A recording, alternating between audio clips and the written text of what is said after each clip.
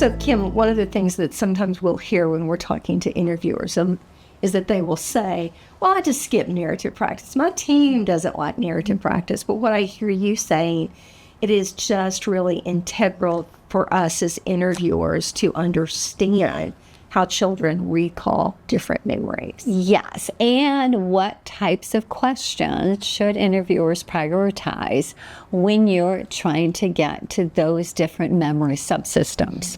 Well, Kim, we definitely know, and I think anyone that's been through a foundational training or a protocol training is that when it comes to questioning children, we are definitely going to get more information so that we can get more information with the semantic, that overall, but definitely when we start to narrow down and to get that episodic information is that we should be using those really high elaborative, those open-ended questions, because that assists children in very deep memory recall.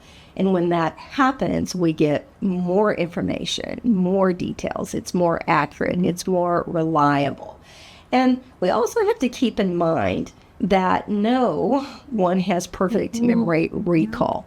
There is this assumption that if we're talking about an event, whether it's an adult or a child, that it should be just as we're watching this video play in our mind, and we should be able to tell a person everything. And that doesn't happen. It doesn't happen for adults. It definitely doesn't happen for children. So we know that there can be some challenges with memory recall. It doesn't mean that children are deliberately lying or that they're inaccurate, but as long as we utilize those open-ended questions, we're going to get better information. With this idea, Kim, that memory recall is we don't have this memory or this video playing in our head. But what we do know is that memory is reconstructive. Now, what does that mean for us as interviewers? Oh, what a great question, Andrea. What it means is that as you're talking to a child, you're going to expect to see some inconsistencies in those true reports. And again, that is the nature of reconstructive memory, because the memory recall, it's dynamic and flexible, but different details might be included each time. So for example, if the child maybe made an initial outcry and said some information, they're sitting with you in the forensic interview, maybe they're saying more. Maybe they are remembering additional details because you as the interviewer has asked that really good question and has cued them for a lot of information.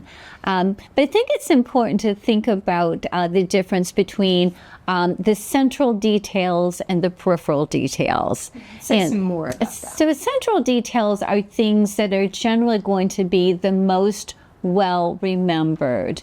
Nobody encodes everything about an experience, but most of the time we're going to be encoding more central details. So what was like immediately? So if we think about a child that has experienced some maltreatment or witnessed violence, what happened to them directly? Who did something?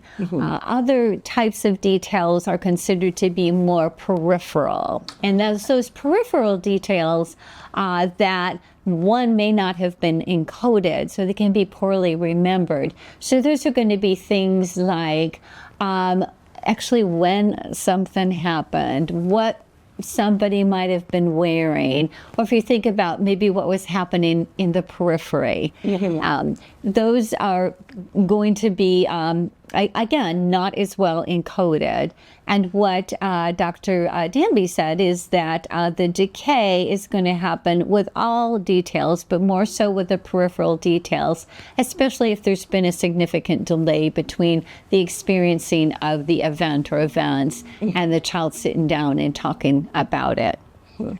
Kim, also, I would think that when there are multiple events, that some of those details may get They absolutely do. You know, did it happen this time or did it happen that time? Yes, that is the challenge because those details can blend over into other episodes. Yeah, so it's a high cognitive load for kids, and but there's ways, right? And our researchers talked about ways. This article lets us know some ways that we can assist in the memory of those episodic details. Mhm.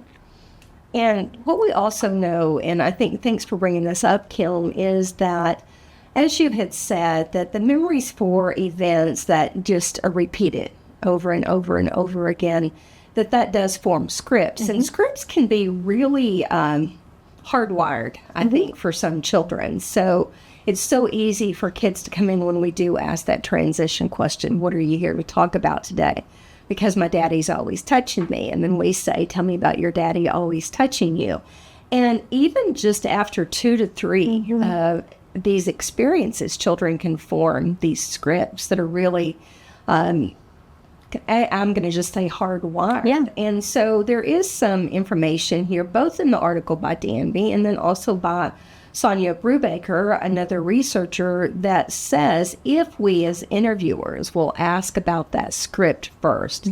So if the child says, I'm here because daddy's always touching me, that if we just come along and say, tell me about daddy always touching you, that as that child is recounting that script, that one topic, as you were saying, so we're in that somatic memory, the script, is that may serve, as they're giving us that script, may serve to cue up different specific episodic events. And so what we want to do is try to allow that script to take place, exhaust that script, and then narrow it. But we also have to be aware, I think, as interviewers and our investigative team members, that when events have occurred over and over, that children may struggle to say, well, in this one particular event, this was the order of it, things that happened within that particular episode, or,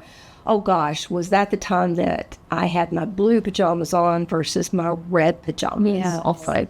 So what we want to do when we have narrowed it down to a specific event, we want to stay and exhaust that specific event. So if a child told us something happened in the shed out back and then also one time at grandmother's house, we need to cover the shed out back completely, then move to the time at grandma's house. But not move between those. No.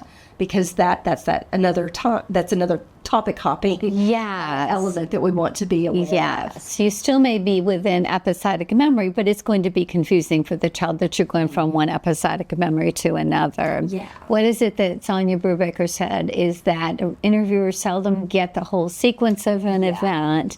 So really to be mindful as the interviewer of getting the beginning, the middle, the end of that event, and even continuing on after there's been a separation between the child and the offender, continuing on, asking about the things that happen after that can be very productive. Right. I think oftentimes, and we see this in interviewers will say, what made it stop?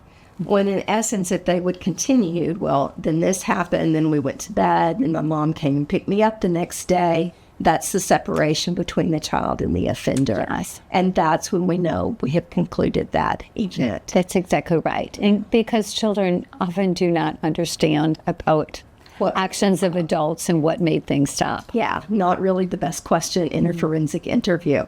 So we would encourage everyone, Kim, I think, to go to calio.org, our online research library, and download the article, read it, share it with your team, dialogue and discuss, and really think about what this means for you as a forensic interviewer.